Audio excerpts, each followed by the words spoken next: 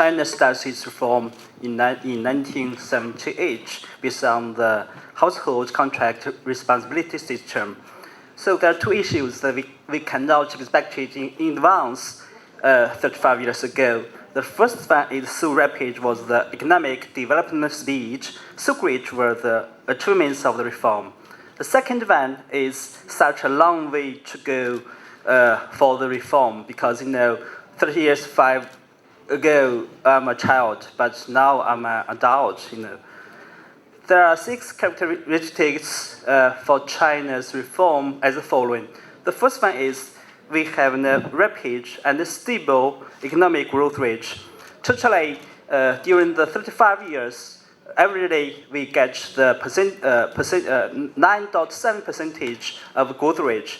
Per capita is also the 8.6% as well. So the aggregate GDP is 50,000 billion renminbi yuan. It is about 140 times of 1978. So today, the scale of the economy for China ranked number 2 following USA, but it is number 23 in 1978.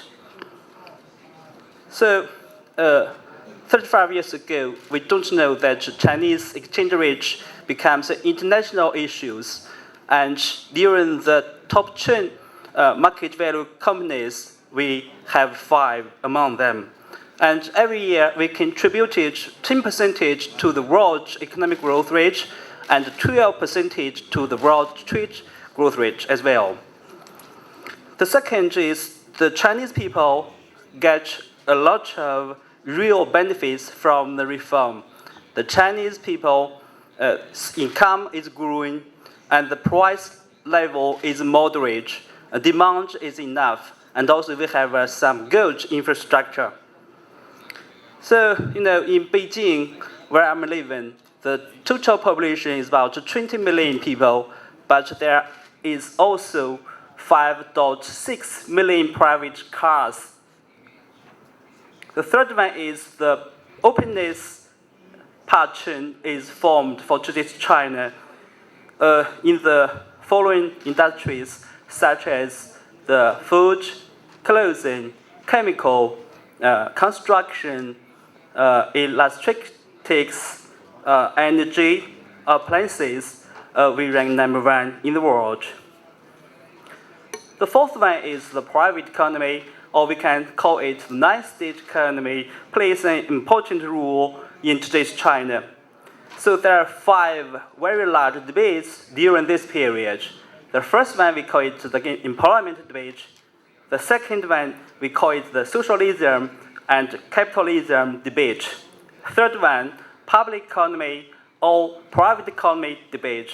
The fourth one, some prime ministers would like to join the CPC, the Communist Party of China member. They can or they cannot. This is the fourth debate. The fifth one is a regional scene for the prime ministers as well. But these were the previous spiritual leaders. The fifth is the civilization or urbanization for today's China.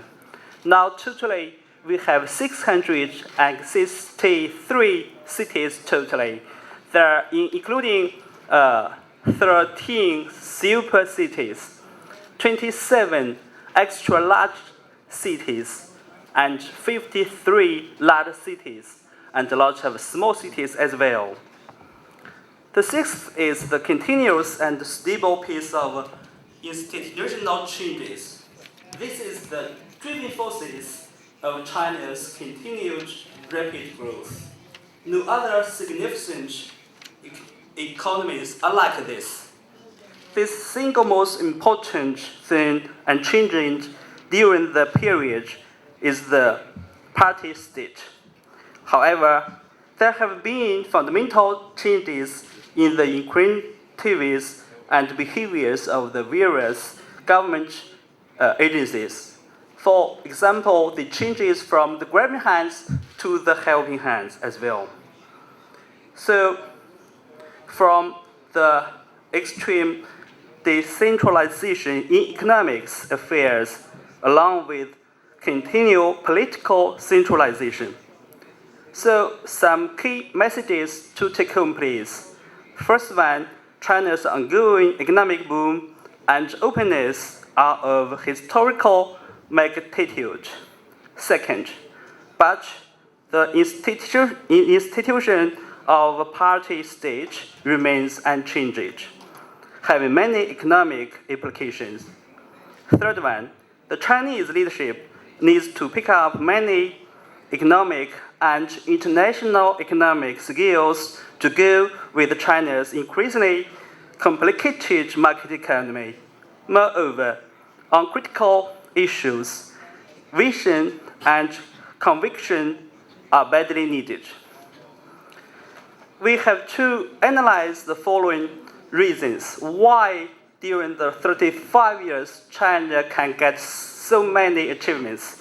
I think there are 5 key changes as the following.